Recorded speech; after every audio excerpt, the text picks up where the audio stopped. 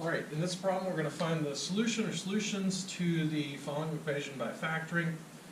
We've got the equation 7x squared plus 54x minus 16 equals 0. You should note if you're following along in the study guide I had plus 16. Please change it to minus 16.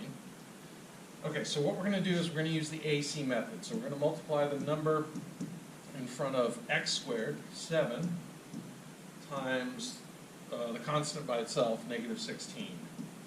Okay, so 7 times negative 10 is negative 70. 7 times 6 is another negative 42 times negative 6. So we have 70 plus 42, so negative 112 is our solution. Now, we want to list a pair of factors that multiplies to negative 112 and adds to 54.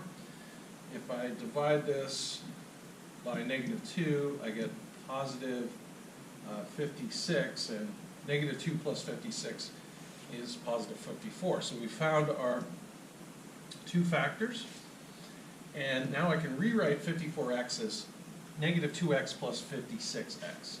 So let me do that. So I'm going to rewrite this as 7x squared minus 2x plus 56x minus 16, and that equals 0.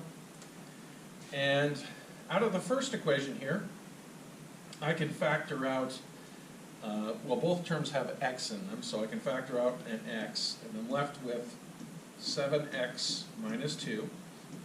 Okay, in the second equation, I can factor out 8 from both terms, so I have 8, and then I'm left with 7x minus 2 equals 0. So we see our common binomial is 7x minus 2. That should be the same. So now I can write the factored form as the sum of the two greatest common factors, so x plus 8 times the common binomial, 7x minus 2, and that equals 0. So now to find our two solutions to this, I'm going to set each of the binomials equal to 0 and solve.